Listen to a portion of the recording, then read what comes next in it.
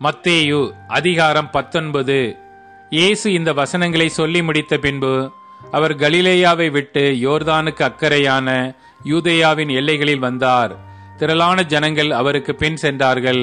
அவ்விடத்தில் அவர்களை சொஸ்தமாக்கினார்.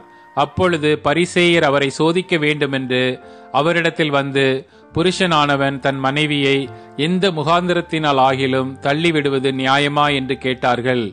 அவர்களுக்கு அவர் பிரதியுத்தரமாக, ஆதியிலே மனுஷரை உண்டாக்கினவர் அவர்களை ஆணும் பெண்ணுமாக உண்டாக்கினார் என்பதையும், இதே நிமித்தம் புருஷனானவன் தன் தகப்பனையும் தாயையும் விட்டு தன் மனைவியோடு இசைந்திருப்பான், அவர்கள் இருவரும் ஒரே மாம்சமாய் இருப்பார்கள் என்று அவர் சொன்னதையும் நீங்கள் வாசிக்கவில்லையா?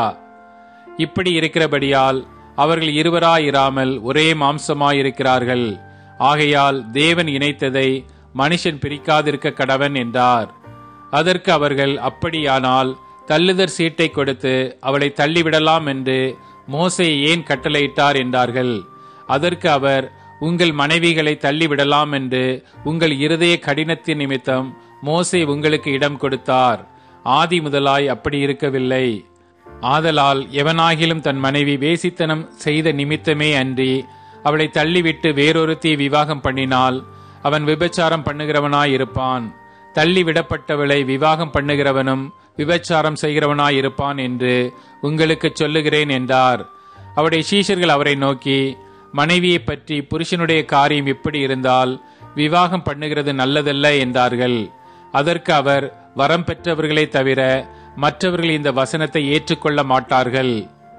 தாயின் வயிற்றில் இருந்து அன்னகர்களாய் பிறந்தவர்களும் உண்டு, மனுஷர்களால் அன்னகர்கள் ஆக்கப்பட்டவர்களும் உண்டு, பரலோக ராஜ்யத்தின் நிமித்தம் தங்களை அன்னகர்கள் ஆக்கிக் கொண்டவர்களும் உண்டு. இதை ஏற்றுக்கொள்ள வல்லவன் ஏற்றுக்கொள்ள கடவன் என்றார். அப்பொழுது சிறு பிள்ளைகளின் மேல் கைகளை வைத்து ஜெபம் பண்ணும்படிக்கு அவர்களை அவரிடத்தில் கொண்டு வந்தார்கள். கொண்டு வந்தவர்களை சீஷர்கள் அதட்டினார்கள்.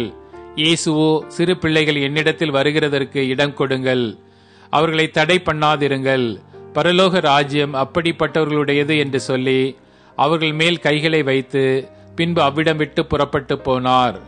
அப்பொழுது ஒருவன் வந்து அவரை நோக்கி, நல்ல போதகரே, நித்திய ஜீவனை அடையும்படி நான் எந்த நன்மையை செய்ய வேண்டும் என்று கேட்டான். அதற்கு அவர், நீ என்னை நல்லவன் என்று சொல்வானேன்? தேவன் ஒருவரை தவிர நல்லவன் ஒருவனும் இல்லையே. நீ ஜீவனில் பிரவேசிக்க விரும்பினால் கற்பனைகளை கைக்கொள் என்றார். அவன் அவரை நோக்கி, எவைகளே என்று கேட்டான். அதற்கு இயேசு, கொலை செய்யாதிருப்பாயாக, விபச்சாரம் செய்யாதிருப்பாயாக, களவு செய்யாதிருப்பாயாக, பொய் சாட்சி சொல்லாதிருப்பாயாக, உன் தகப்பனையும் உன் தாயையும் கனம் பண்ணுவாயாக, உன்னிடத்தில் நீ அன்பு கூறுவது போல பிறனிடத்திலும் அன்பு கூறுவாயாக என்பவைகளையே என்றார். அந்த வாலிபன் அவரை நோக்கி, இவைகளையெல்லாம் என் சிறு வயது முதல் கை கொண்டிருக்கிறேன், இன்னும் என்னிடத்தில் குறைவு என்ன என்றான்.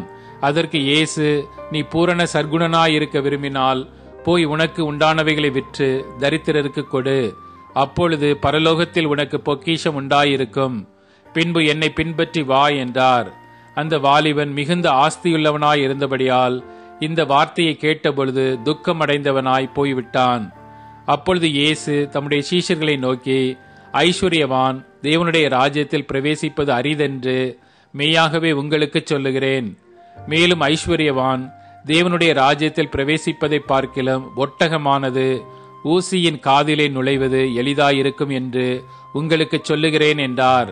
அவருடைய சீஷர்கள் அதை கேட்டபொழுது மிகவும் ஆச்சரியப்பட்டு, அப்படியானால் யார் ரட்சிக்கப்படக்கூடும் என்றார்கள். இயேசு அவர்களை பார்த்து, மனுஷரால் இது கூடாததுதான், தேவனாலே எல்லாம் கூடும் என்றார். அப்பொழுது பேதுரு அவரை நோக்கி, இதோ நாங்கள் எல்லாவற்றையும் விட்டு உம்மை பின்பற்றினோமே, எங்களுக்கு என்ன கிடைக்கும் என்றான். அதற்கு இயேசு, மறு ஜென்ம காலத்திலே மனுஷகுமாரன் தம்முடைய மகிமையுள்ள சிங்காசனத்தின் மேல் வீற்றிருக்கும் போது நீங்களும் இஸ்ரவேலின் 12 கோத்திரங்களையும் நியாயம் தீர்க்கிறவர்களாய் 12 சிங்காசனங்களில் வீற்றிருப்பீர்கள் என்று மெய்யாகவே உங்களுக்கு சொல்லுகிறேன். என் நாமத்தின் நிமித்தம் வீட்டையாவது, சகோதரரையாவது, சகோதரிகளையாவது, தகப்பனையாவது, தாயையாவது, மனைவியையாவது, பிள்ளைகளையாவது, நிலங்களையாவது விட்டவன் எவனோ அவன் நூறத்தனையாய் அடைந்து நித்திய ஜீவனையும் சுதந்தரித்துக் கொள்ளுவான். ஆகிலும் முந்தினோர் அநேகர் பிந்தினோராயும் பிந்தினோர் அநேகர் முந்தினோர் ஆயும் இருப்பார்கள் என்றார்.